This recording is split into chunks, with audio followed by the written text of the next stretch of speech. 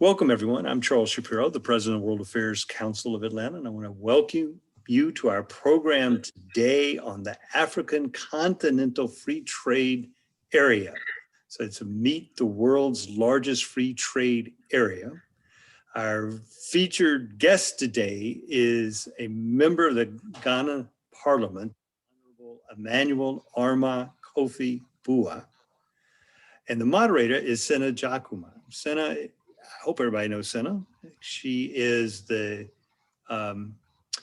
chair of the Young Leaders Executive Board, and she is also a senior program officer at Novavax, and she's working on her PhD in epidemiology. We need her to hurry up and get her PhD and get everything settled with COVID.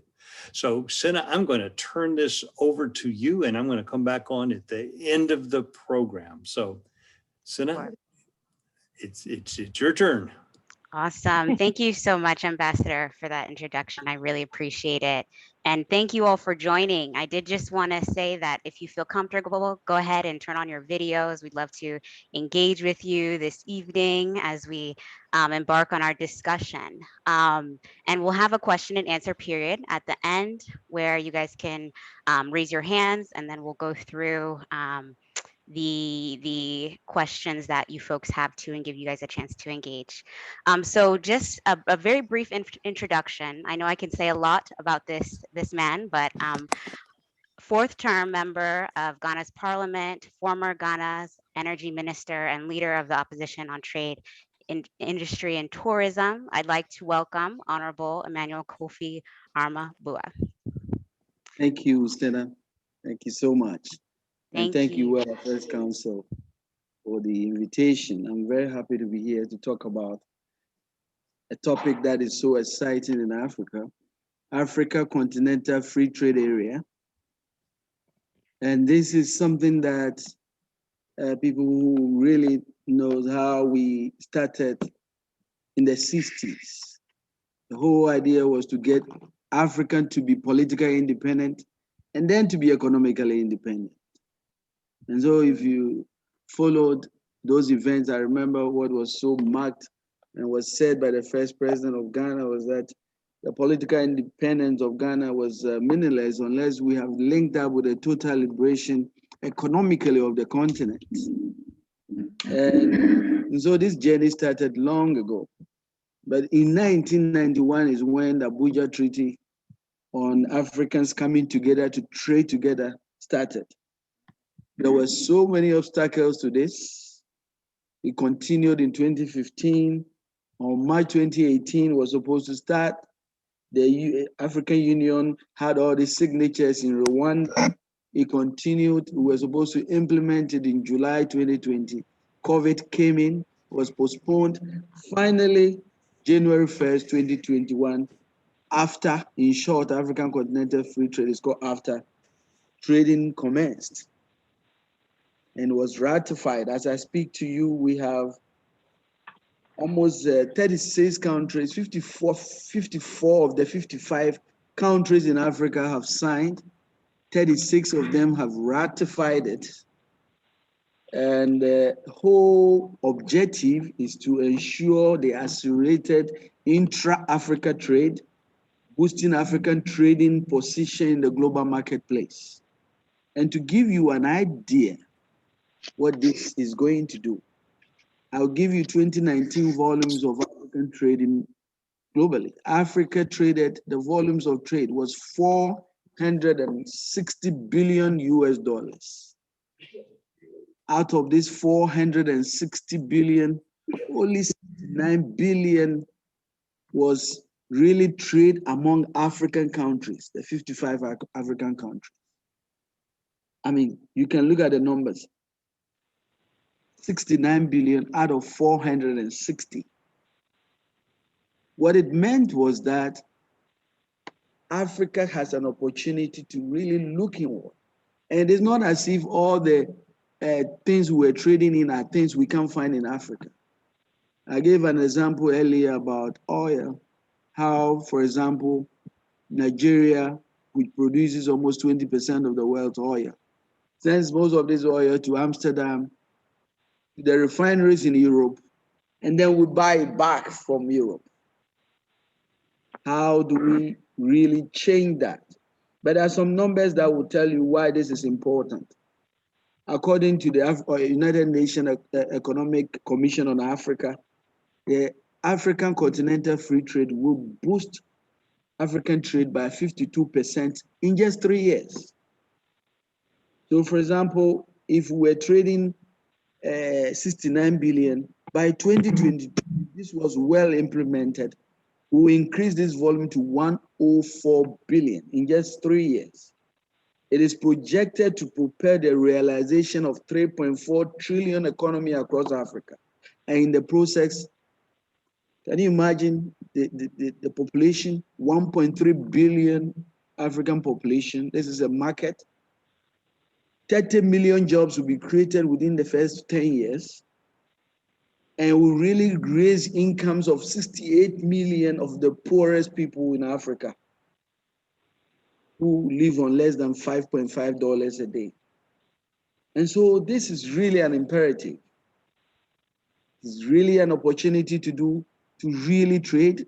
And I think that the advantages of really doing this cannot be overemphasized. Right. But No, there are great. challenges, a lot of challenges that Yes. really is. And I'm going to briefly give you a lot of these challenges, obstacles that are in the way of making this happen.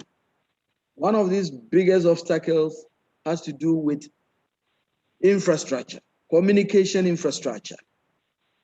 As we speak in Africa, internet connectivity, which is key to transactions across the globe, is really, really, really on a very low level. It's just few countries that are really made that progress.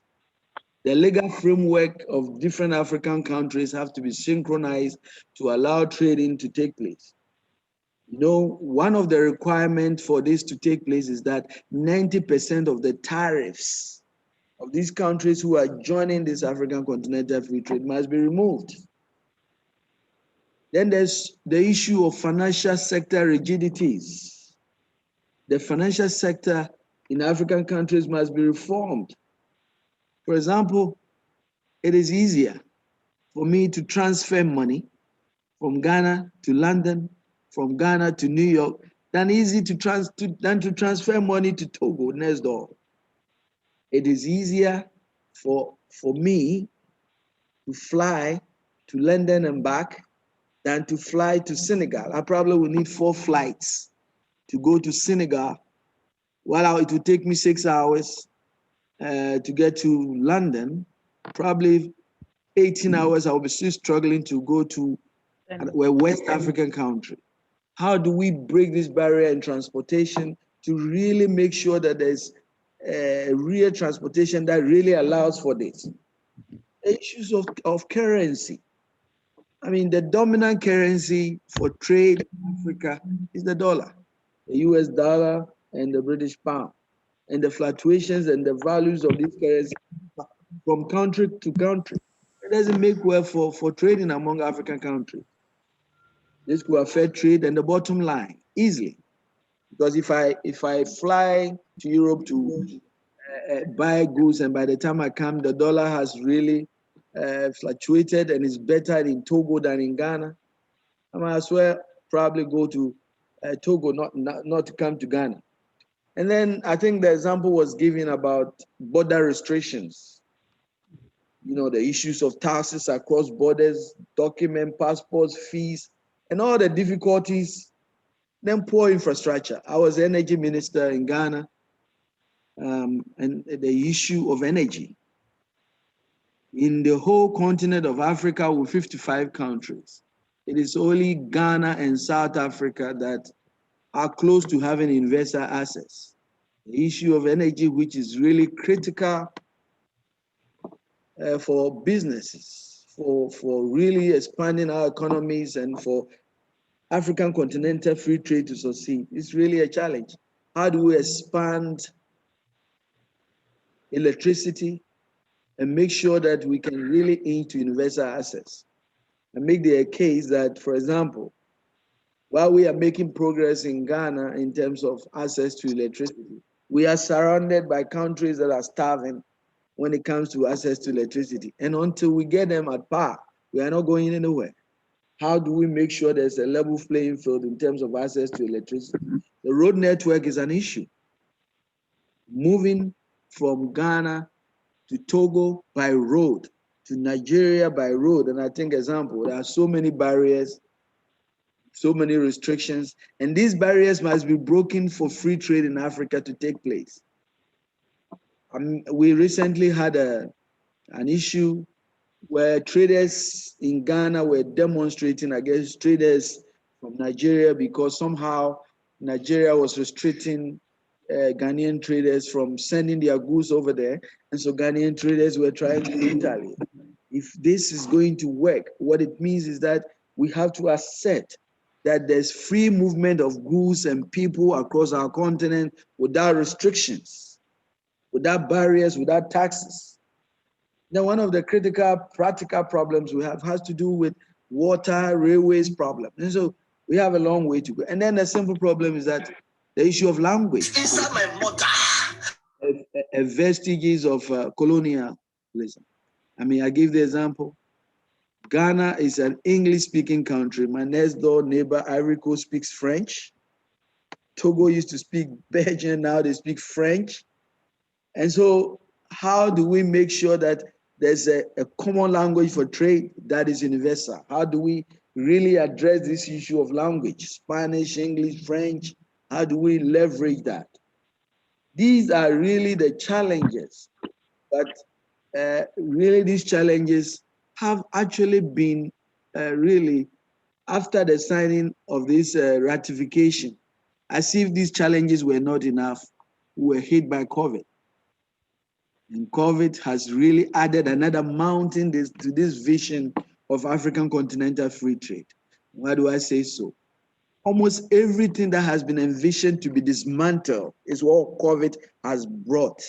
Certainly, countries are now closing their borders, doing tests, restricting people from entering, making sure that people have COVID tests, making it very difficult to move goods and services, and a host of other challenges that we are all aware of.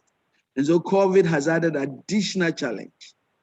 But ladies and gentlemen, I think that having stated these challenges, I can tell you that the advantages of making sure that African can trade is the only way that Africa can be free.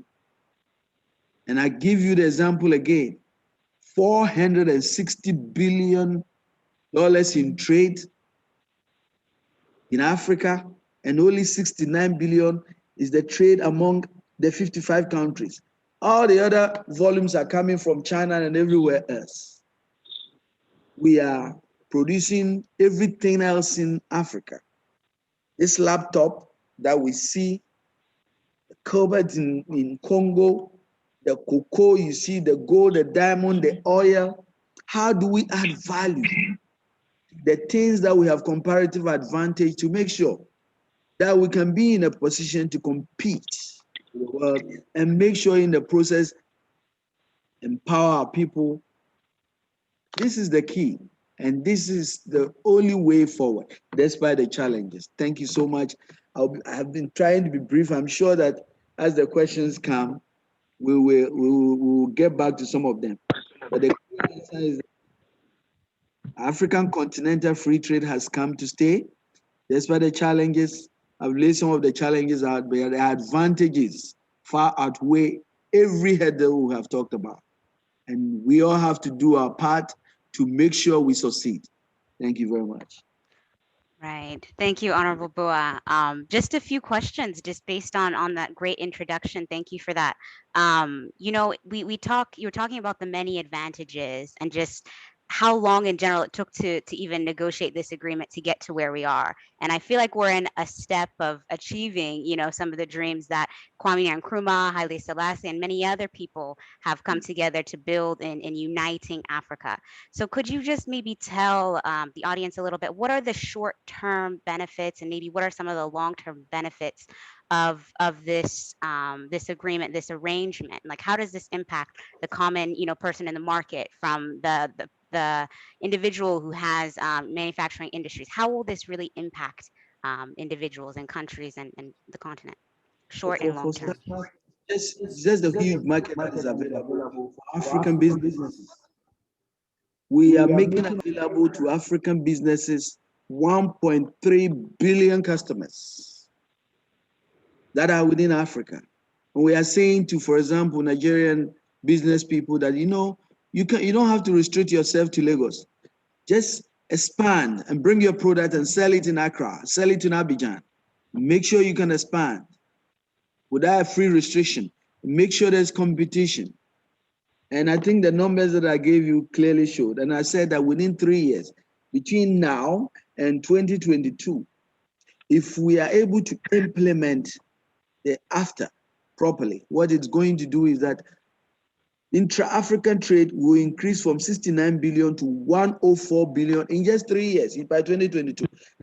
By just next year, it is really that impact. And I'm saying that by that change, we're going to create 30 million new jobs and lift 68 million people out of poverty, women especially. That is the advantage. Yes. No, thank you for that. I mean, you talked about the access to many customers, within Africa, and you also talked about a challenge, though, is the movement across borders, and That's right. the fact that we all hold different passports, we all speak different languages. How can we surmount this challenge in not being able to go to, different countries, like Sierra Leone, Congo, without, obtaining visas and long visa processes and the different currencies? What conversations is the African Union having in terms of uniting the countries, allowing free movement across borders, and even in terms of currency, uniting currency? What sort of conversations are they having, and how can we really surmount these challenges in the coming future? Very good point. Africa has all these ideas in mind, and they've not only talked about these ideas, they've actually put them on paper and implemented it. We have these regional blocks in Africa, and Ghana is within West Africa. And so within the West Africa bloc, there's a plan for one currency in the sub-region. There's a plan, for example, we already have provision where every ECOWAS or West African country member can move to another country without visa for 3 months and basically stay there without any question asked.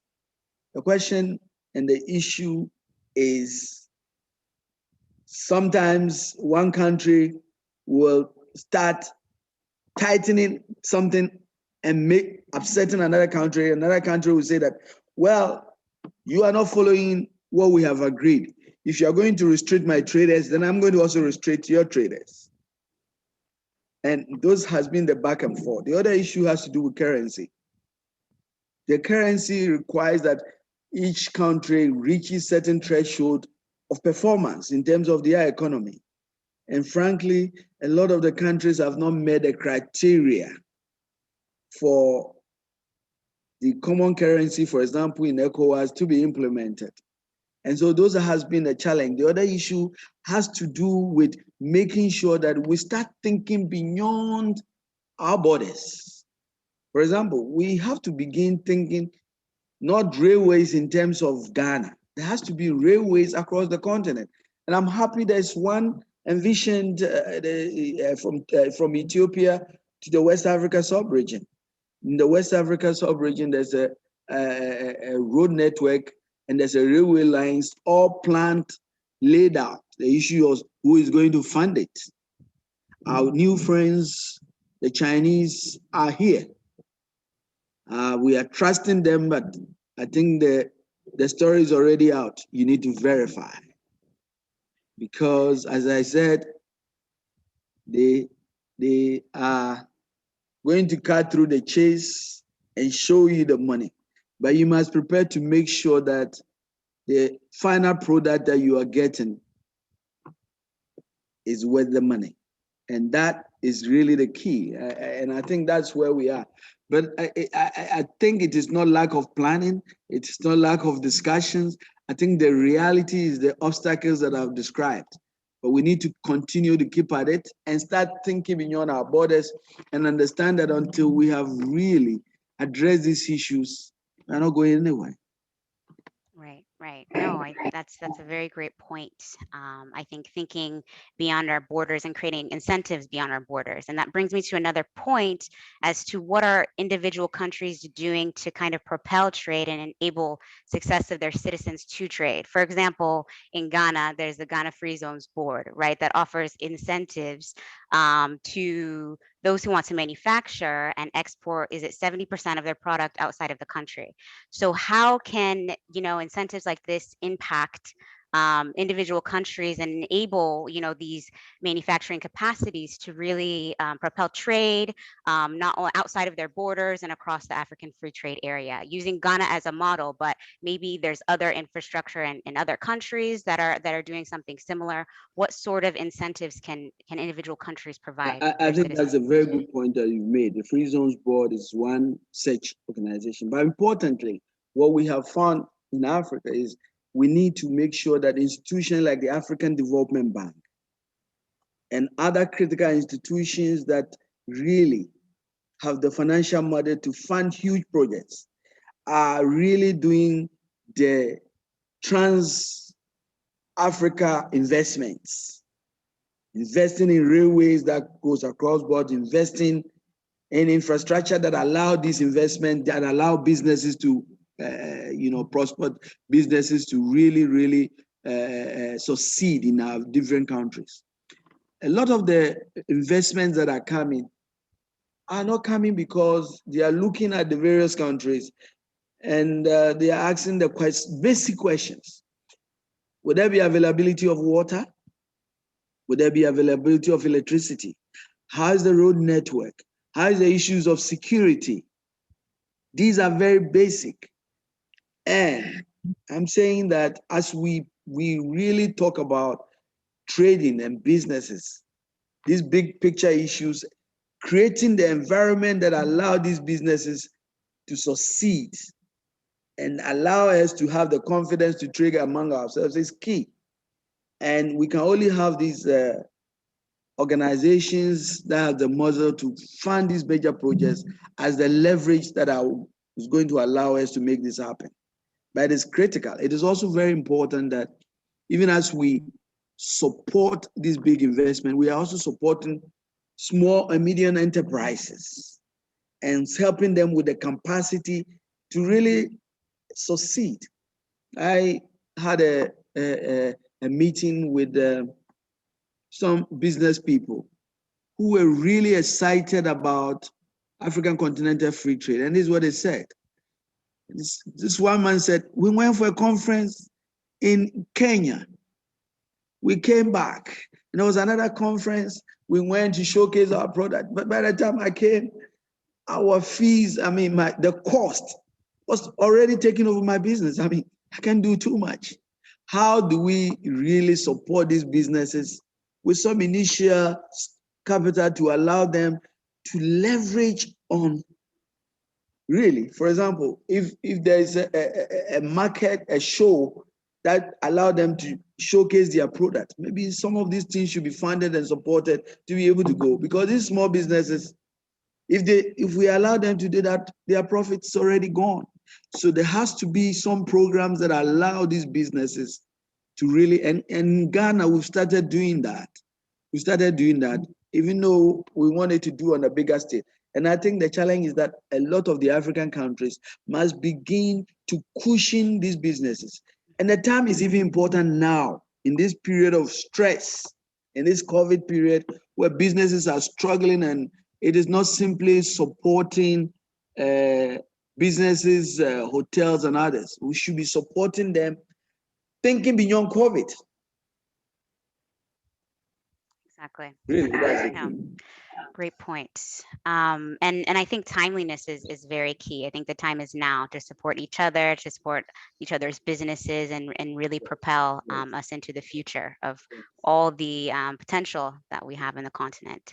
And speaking of timeliness, I think I should also mention the woman who was appointed to the World Trade Organization, Oh, the first yes, very African, proud. first woman, Oh Ngozi my, Okonjo-Iweala. I just very wanted to proud. know your thoughts. How do you think that she in this position can also impact The trade? thing is that I know her personally. As an energy minister, I met her a few times as Nigeria's finance minister. There's no doubt in my mind that she's qualified and she's capable. And I believe that she will bring a lot of transformational changes at the World Trade Organization. What I am hoping she does is to basically take African Continental Free Trade Area and all the key proposals and look at the challenges that I've outlined to see the kind of support that he can drum to help leverage some of these challenges. And I've already addressed some of them: financial, infrastructure, and what have you, issue of communication, air transportation, and a host of other issues that are really key to trading. And I'm sure the World Trade Organization must be interested in it as well. Exactly. Great thoughts. So I think we will now start and open up the floor for comments and questions here. I think it's a good time to do this. I would ask participants to please raise their hands, and then we can invite you to ask your question here. There are also a few questions in the chat function that people have been asking along the way, if you want to look at that while people... Sure. Let me start with the chat box and then I will go further. Okay, so I see a question from LeVar Smith. Two of the unaddressed challenges in Africa is that of the political stability, corruption. How do we get African leadership to become more accountable in the promotion of economic growth? Good question. No doubt, it's no magic about it. It is clear. It is only countries that have institutions, transparent institutions that will check all the things we do. It is only countries that are stable that can guarantee people who want to invest millions of dollars that you can be sure that nobody is coming to knock at your door in the night. You can be sure that your business will go on despite changes. It is only those countries that will succeed. And for us in Ghana, and I believe a lot of countries in Africa, it is clear that to succeed, the issue of corruption must be fought strongly. And how do you fight corruption? You fight corruption with strong judiciary, with strong institutions that are empowered to do so, and make sure that people who really fall foul of the law are held to account. Political stability is key. There has to be processes that allow for transparent changes of government to make sure countries are stable enough. Nobody is coming to put his money in a place where we are not sure what will happen the next year. It doesn't happen. And I think that clearly it is really part of the Africa story now. And I'm happy that a lot of African countries are towing that line. Great, thank you. We have another question here from Priscilla Bonsu. What is it that Africans in the diaspora can do in helping unite the countries? A lot. In fact, the African continent, in my view, is really the biggest opportunity for Africans in the diaspora and everybody that is interested in Africa, because the opportunities are unimaginable. You have seen how people have turned trash into millions. And so it is easy to come to Ghana and go to Nigeria and turn that and make sure people really, you create believers out of that. And I believe that, I mean, I've seen so many stories of people from the diaspora that are making transformational changes and having a huge following of young people and really transforming. And I think that really, it is no longer a talk. It is no longer people from the diaspora coming on vacation. We don't want you to come on vacation. Pack your bag and come and let's do the magic. It is happening. It is happening.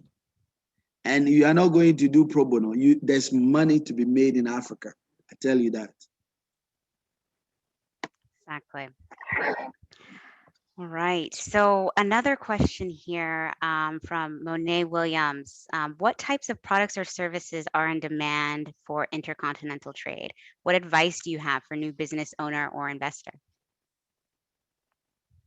One of the first very basic advice is that, you know, the systems in Africa are obviously not going to be so flawless like how people are used to in a lot of the developed places.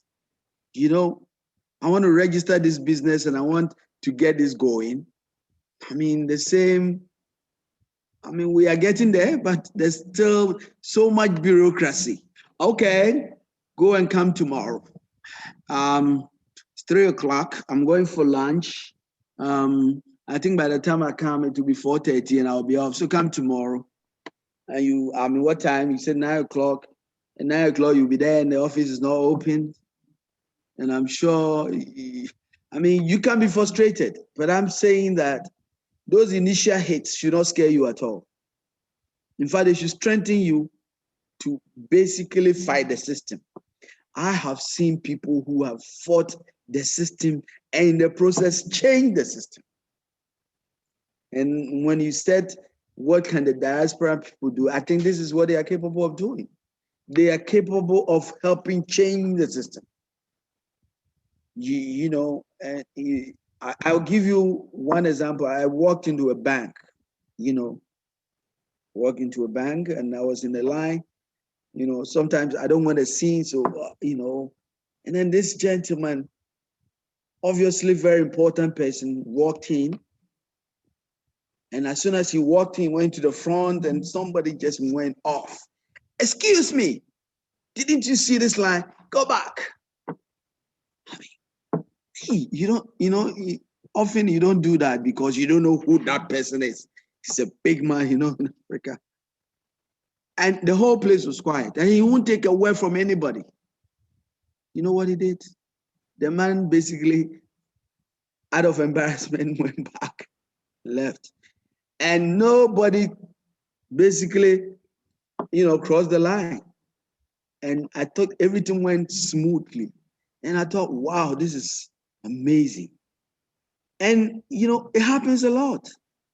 But I'm saying that afternoon, I saw somebody that basically changed that bank and make sure that people were just following sort of basic etiquette. You come, you're served. You come, you're served. If you come and there are two people in the line, you stay on the fourth line and you follow. It's as simple as that. And so as basic things as this, and we can make the difference. And it's happening. It's actually happening.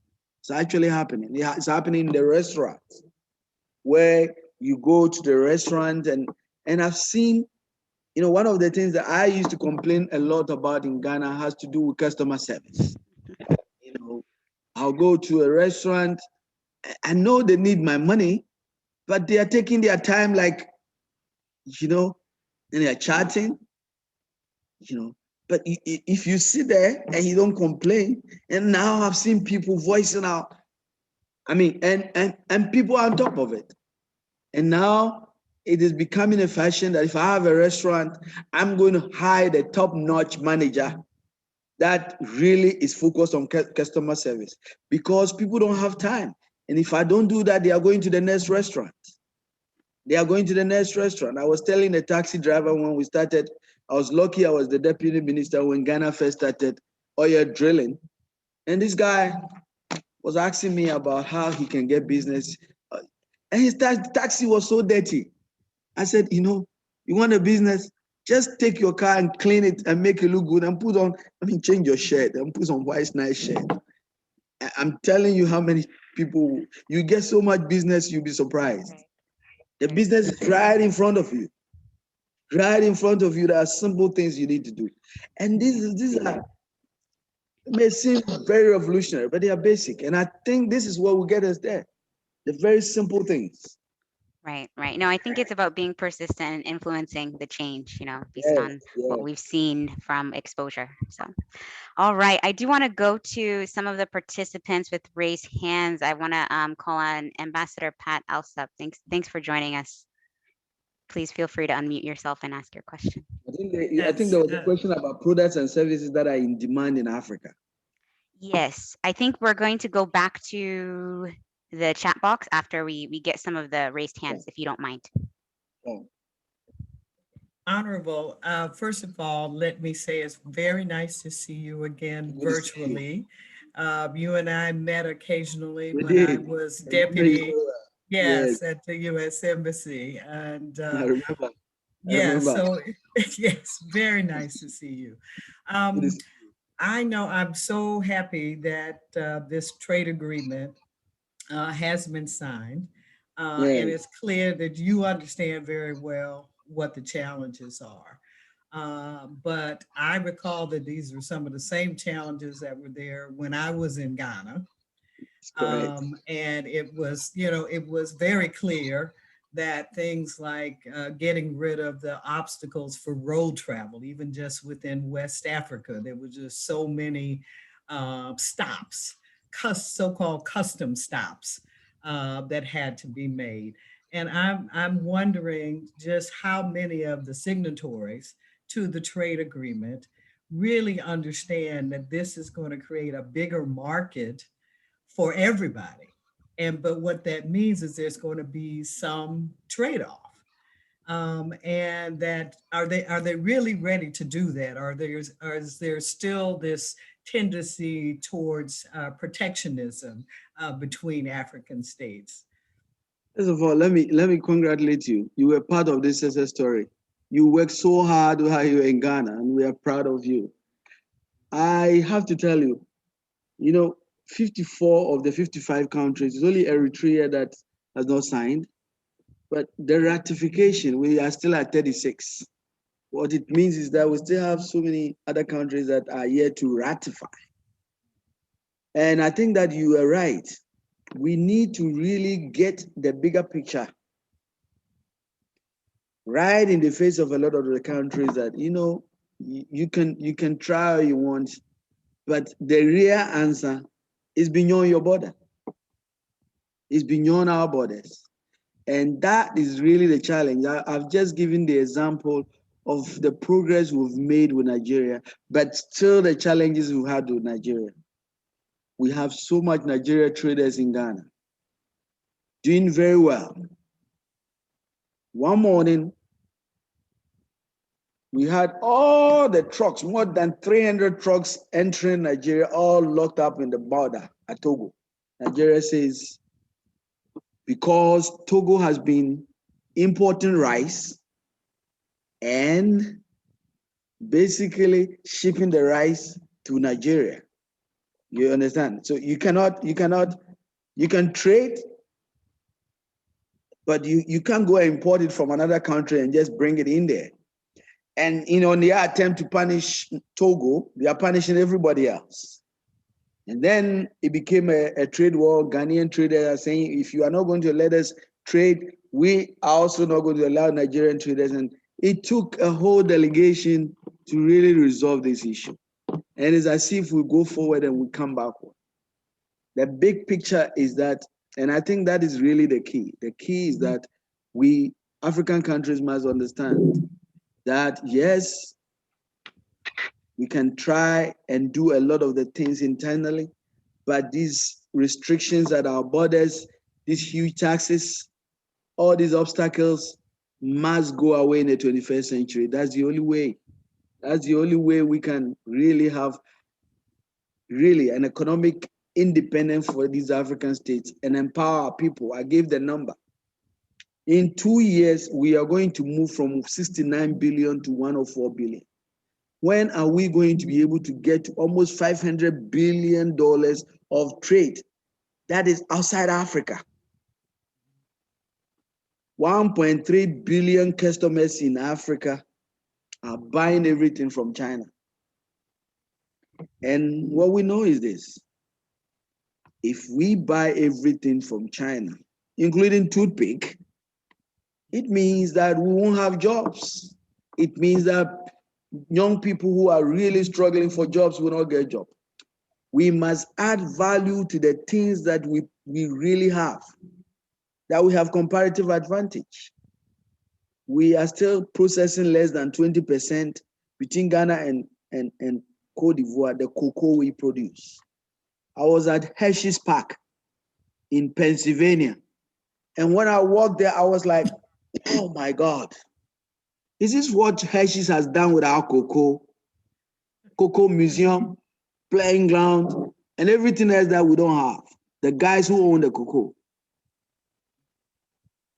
And the answer was, so if you want to have Hershey's Park, add value, more value, and produce the chocolate in Ghana and ship the chocolate and make more money, 10 times that money than the raw cocoa. Isn't that what we are fighting for? If we want to make more money, and you are Nigeria, and you produce 20% of the world's oil, what can we do to stop sending the crude oil to Amsterdam to be refined, to be brought back? I mean, sometimes when I hear the shortage of oil in Nigeria, I'm like, okay, so what happened? The shortage of oil, there's lines, because somehow we have refinery problems in Amsterdam. I'm excited that Dangote is building the largest refinery in Nigeria, and we will see the day where there will be a lot of oil refinery and products added value in Nigeria, and that is a good news. Right. Thank you for all those points. I think we have another question here from Monet. I know you've had your hand raised. We might not have time for other questions, but go ahead, Monet. Hi, thank you for answering part of my question earlier about just the advice. And I was intrigued by what you were just saying about, instead of shipping those materials off the continent, produce them on the continent. But the other part of my question that I would love to get more information on is what other industries or services are needed as far as demand, so that investors or business owners such as myself or maybe some of my colleagues will know what to come after or to invest in when it comes to the need on the continent. Well, the service industry is really open. There's a lot that, and it's specific to a lot of the countries depending on the, but I have to tell you that, for example, in Ghana, I know that, I mean, these times that we are in the COVID period, things that are really high are things that are going to protect us from dying, isn't it? The safety stuff. I've seen so many people really changing overnight their production from alcohol to sanitizers to nose masks and what have you. And I think that those are some of the things I've talked about. On a larger scale,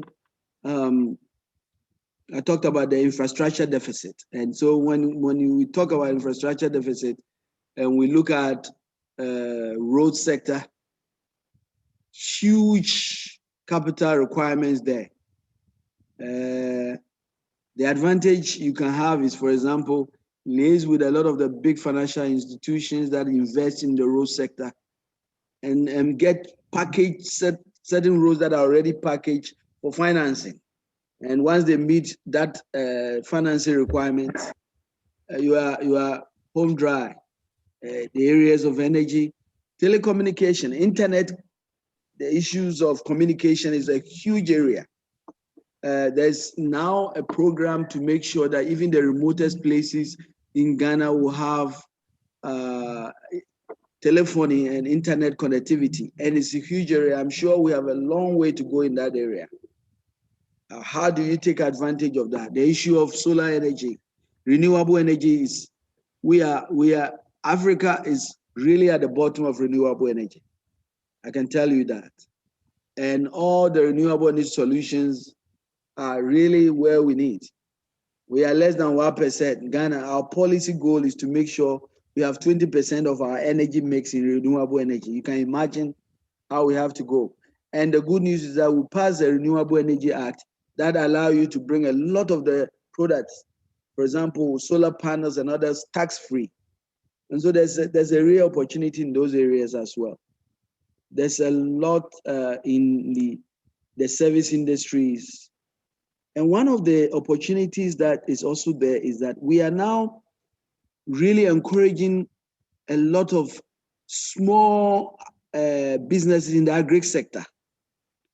How do you help that value chain? You know, you have people producing things, but how do you help them in packaging? How do you help them to really get the product in a way that allow them to compete, for example, in the US market, taking advantage of AGUA, for example. And I've seen people come and partner with Ghanaian businesses in some of these local products. I've seen bananas, oranges, and a lot of things, and they are producing them and making a lot of money in those areas. And I think that the areas of region is also a huge opportunity. So there's so much to do. There's so much to do. Yeah, I think the opportunities are honestly endless. It's about kind of finding the right partnerships and really being perseverant in these endeavors. So thank you so much for that feedback and your points. And sincerest apologies. We must kind of end the question and answer session here. I know we did not get to everyone, but you guys all had really, really great questions, and we hope we can continue such conversations in the future. So I just want to again thank Honorable Buah and hand this over to Ambassador to make closing remarks here.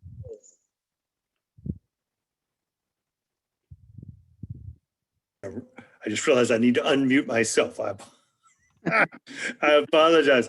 Anyhow, thank you. This has been a great exchange. This has been super useful. I want to thank a member of the Ghanaian Parliament, Honorable Emmanuel Armah-Kofi Buah, for sharing his views with us. Trade is complicated. It's complicated everywhere. But it's particularly complicated in Africa, where you've pointed out all the infrastructure problems but it's beyond infrastructure. So much of it is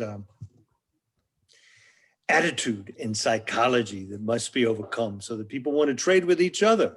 Nations want to trade with each other rather than trading with the former colonial powers. I should have pointed out at the beginning that Ghana is, of course, one of the model countries in Africa whose economy is growing so well. And that sounds like an economics class, but what it means is that average citizens in Ghana are living better, have more money to spend.